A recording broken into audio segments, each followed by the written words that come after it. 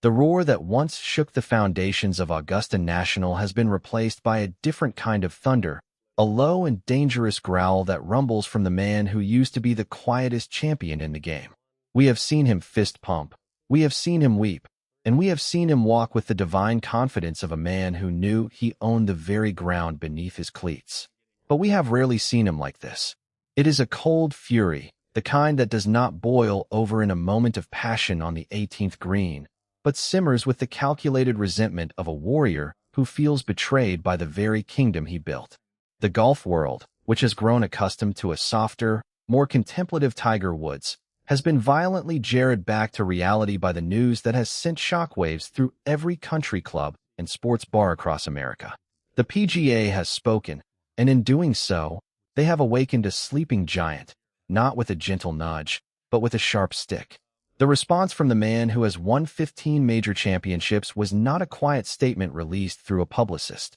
It was a visceral, emotional reaction that has left the entire sport wondering if we have just witnessed the opening salvo of the most bitter war golf has ever seen, a conflict that pits the icon against the institution. To understand the magnitude of this seismic fracture, you have to go back to the boardrooms where suits and ties dictate the future of a sport that has always prided itself on tradition and decorum. The PGA, an organization that has often moved with the careful pace of a greenskeeper, tending to a delicate putting surface, found itself at a crossroads, facing a decision that would inevitably draw the ire of its most famous son. Tiger Woods, for all his glory and his record-breaking achievements, has never been one to make demands lightly, but when he does, it is because he believes the very soul of the game is at stake. Reports began to surface that he had made a specific request, a demand that many insiders believed was a direct challenge to the status quo, an attempt to steer the game back toward the values he holds dear,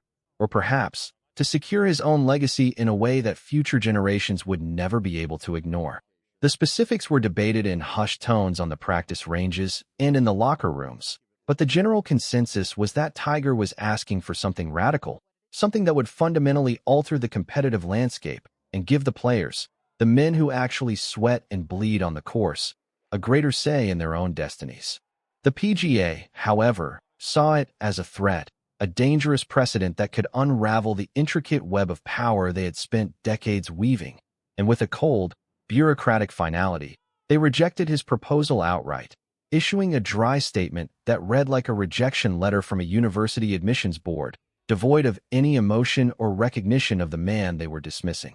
The aftermath was immediate and devastating, a hurricane of outrage that began in the digital ether and quickly flooded the mainstream media, with headlines screaming about the audacity of the PGA and the apparent betrayal of their biggest star. But it was the reaction from Tiger himself that truly transformed this story from a simple administrative disagreement into a full-blown sporting crisis, a moment that will be etched into the history of golf alongside his most miraculous putts and most crushing defeats. When the news of the rejection reached him, the cameras captured a flicker of something we haven't seen in years, a flash of raw, unadulterated anger that cut through the practiced calm and the serene facade he has meticulously maintained since his comeback. This was not the disappointed golfer who missed a cut. This was a man who felt disrespected on a fundamental level, a competitor who has sacrificed his body and his mind for the love of this game, now being told that his voice does not matter to the very people who profit from his image. The rage that boiled up from somewhere deep inside him was not just about the decision itself, but about the decades of hard work, the painful rehab, and the lonely nights spent fighting to get back to the top, all seemingly dismissed with a single, thoughtless vote. He lashed out in a way that shocked even his closest confidants, his words sharp and unforgiving, painting a picture of an organization that has lost its way, a governing body more concerned with preserving its own power than with protecting the integrity and the future of the game they claim to represent.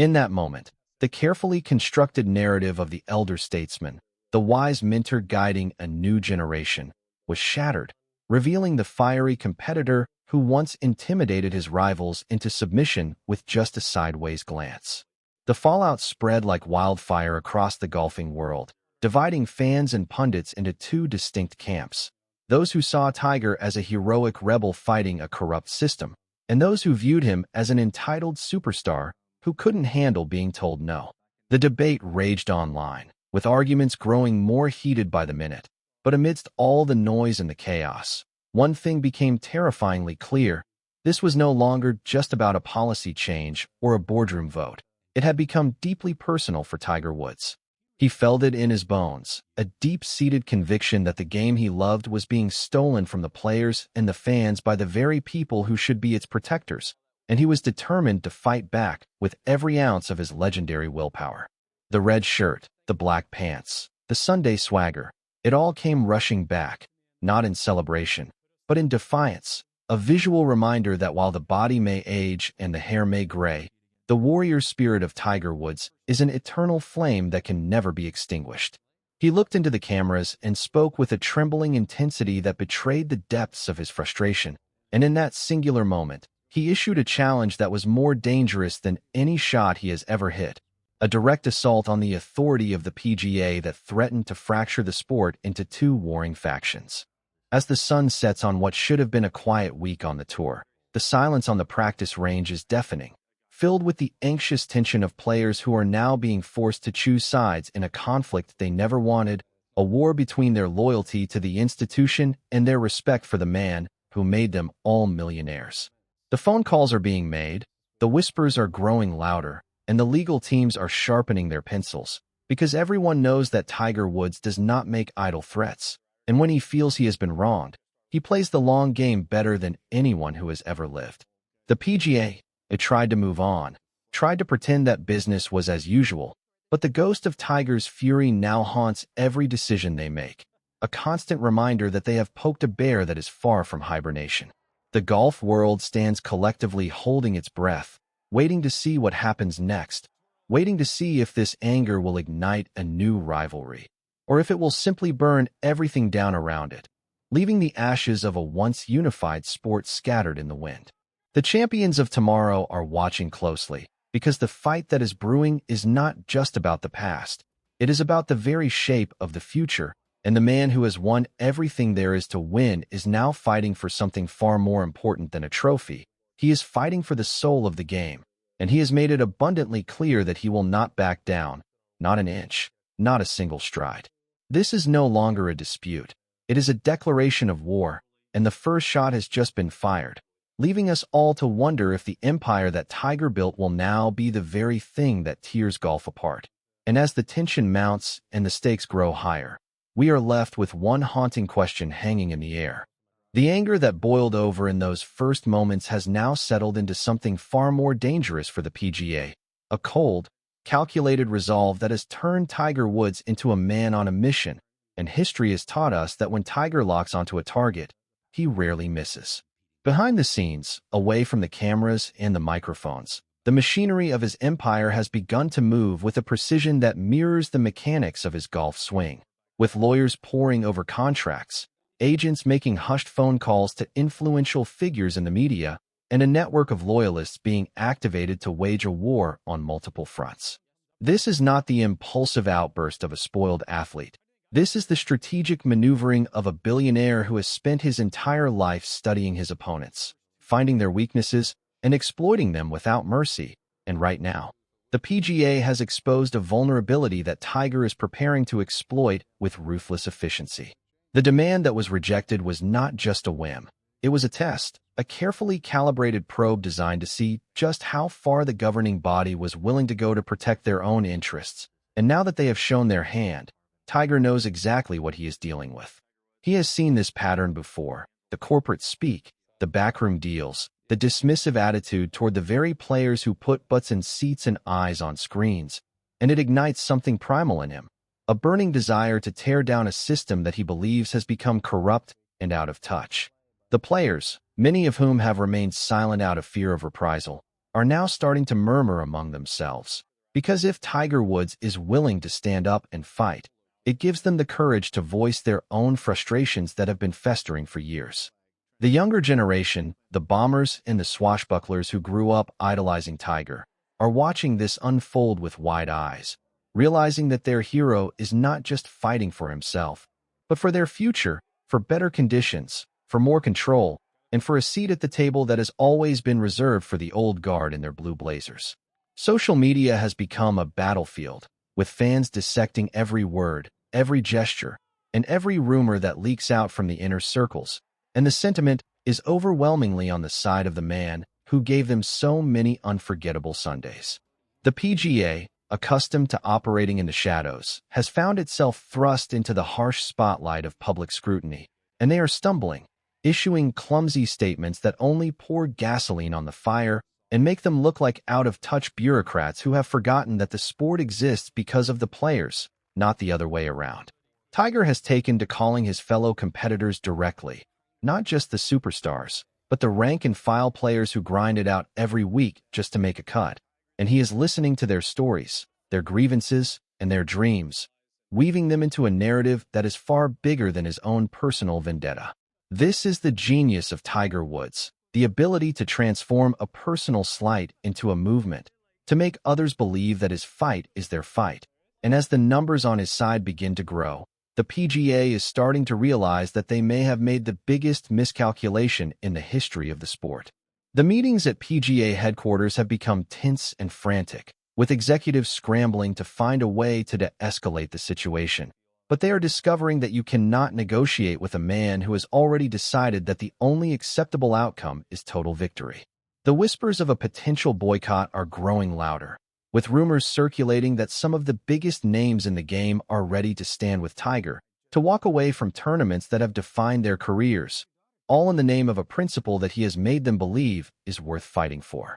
The golf courses themselves feel different now, charged with an electricity that has nothing to do with the birdies and bogeys, because every player knows that they are walking into a war zone, that every shot they hit is now a statement of allegiance in a conflict that has no clear end in sight. The media, always hungry for a good story, has descended upon the tour with a vulture's appetite, chasing down players in parking lots and accosting them in locker rooms, desperate for any crumb of information that might reveal which way the wind is blowing. Tiger, for his part, has remained relatively quiet in public since his initial outburst, letting the silence speak volumes, letting the tension build to a fever pitch, because he understands the power of anticipation better than anyone who has ever picked up a club. He is playing a chess match while the PGA is still trying to figure out the rules of checkers, and every day that passes without a resolution only strengthens his position, as the public grows more sympathetic to his cause and more hostile to the organization that dared to dismiss him. There is a darkness in his eyes now, a steeliness that reminds us of the golfer who used to stare down his opponents on the first tee and watch them crumble before they even hit their first shot. And it is that same intensity that is now focused on the boardrooms of the PGA. He has been underestimated before by his rivals, by the media, by the doctors who said he would never walk again, and he has proven them all wrong. So why would this be any different? The anger has not faded. It has been channeled, refined, and sharpened into a weapon that he is preparing to unleash with devastating effect. And the only question that remains is whether the PGA has the wisdom to surrender before the battle truly begins, or whether they will force the greatest player in history to show them just how far he is willing to go. The clock is ticking, the stakes are rising, and somewhere in the quiet hours of the night, Tiger Woods is plotting his next move, a move that could change the face of golf forever, leaving the PGA wondering if they have just signed their own death warrant. And just when the golf world thought the battlefield had been clearly drawn between Tiger Woods and the PGA Tour, a shadow emerged from the desert to complicate everything, the shadow of Saudi Arabia and its limitless oil money. Long before the current crisis erupted, the LIV Golf League had come calling for the king himself, offering a deal so obscenely massive that it made the purses on the PGA Tour look like pocket change, a staggering figure that reportedly climbed to nearly $1 billion just to get Tiger to switch sides and become the face of their rebel circuit. Greg Norman, the shark who was leading the charge, admitted publicly that the offer was in the high 9 digits, a mind-blowingly enormous sum that would have made Tiger the highest-paid athlete in the history of sports overnight. But the answer was a swift and unwavering no. Tiger looked at that mountain of cash, at a fortune that could buy islands and armies, and he turned it down flat because he understood something that the money men in their glass towers could never comprehend, that his legacy was not for sale, that his name was etched into the granite of the PGA Tour's history, and he would not be the one to take a chisel to it. He went public with his rejection, his voice dripping with contempt for the concept of guaranteed money, asking what incentive there was to practice, to grind it out in the dirt, when you were just handed a check before you ever swung a club, and in doing so, he drew a line in the sand that separated the true competitors from the mercenaries. But that rejection, that defiant stand for tradition and legacy, has now come back to haunt him in the most twisted way imaginable, because the PGA Tour that he so fiercely defended has now become the very enemy he is fighting. The LIV defectors, the ones he publicly criticized for turning their backs on the tour, are now watching from the sidelines with a mixture of amusement and vindication, because the man who called them traitors is now at war with the very institution he sacrificed $1 billion to protect. There is a bitter irony in the air, a sense that the universe has a cruel sense of humor, because Tiger chose loyalty over money. He chose the PGA Tour over the Saudi billions, and now the PGA Tour has responded by slapping him in the face and telling him that his loyalty means nothing to them. The players who left for LIV, men like Phil Mickelson and Dustin Johnson, must be shaking their heads in disbelief, because they were vilified for chasing the paycheck, while Tiger, the man who stayed, is now being treated like the enemy of the state by the same people who begged him to stay. The fracture in golf is no longer just about the PGA versus LIV. It has become a three-way war, with Tiger caught in the crossfire between the establishment he saved and the rebels he scorned, and the entire sport is being pulled apart at the seams. The very concept of legacy that Tiger preached so passionately now feels like a chain around his neck, because he tied his identity to the PGA Tour so completely that he cannot escape its orbit, even as it turns on him like a wounded animal. The critics are starting to pile on, with voices like Sir Nick Faldo questioning why the tour continues to treat Tiger with kid gloves when other players would have been suspended or fined for far less, pointing out the glaring double standard that has always existed for the game's biggest star. Faldo has been brutally honest, saying that the PGA Tour's statement supporting Tiger after his recent legal troubles was predictably weak, and that there has to be accountability for a man who has had multiple DUI incidents and reckless driving charges,